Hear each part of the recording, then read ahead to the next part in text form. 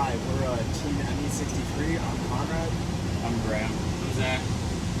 So our sponsor is Whitcraft.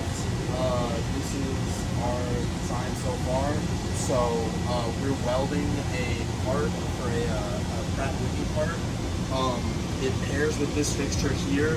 You can see there's some more. This is unfinished, but it will be on here, and it's manipulated by these motors here.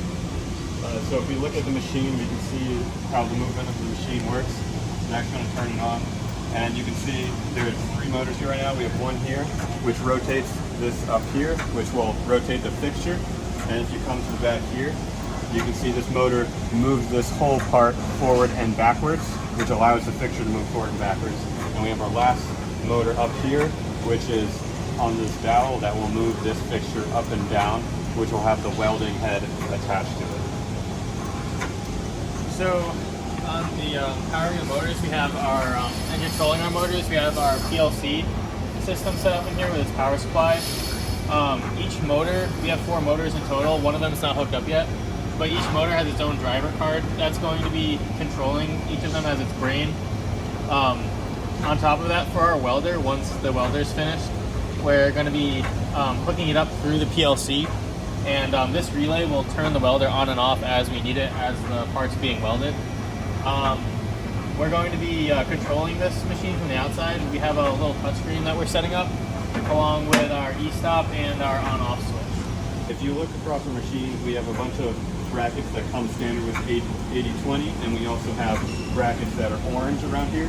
We wanted to make sure we had a few brackets that we needed to make custom for this machine, and we decided to 3D print them with a strong plastic because that's both cheaper, easier to do, and takes less time for anything we want to change.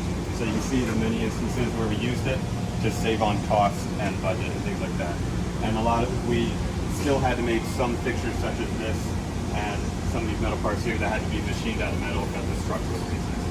So also connected to the PLC system, we're going to have limit switches. That'll control the range of motion that each of these systems has. So for this bottom carriage, we have the first set, not set up, but they're wired in. So we'll have one at the beginning and one at the end to determine how far this sled should move. We'll also have some set up for the fixture. As it rotates, we'll have them hit limits to decide where the fixture should stop as it's welding the part. We'll also have limits for this top gantry when it's going up and down. That way it doesn't exceed the travel limit.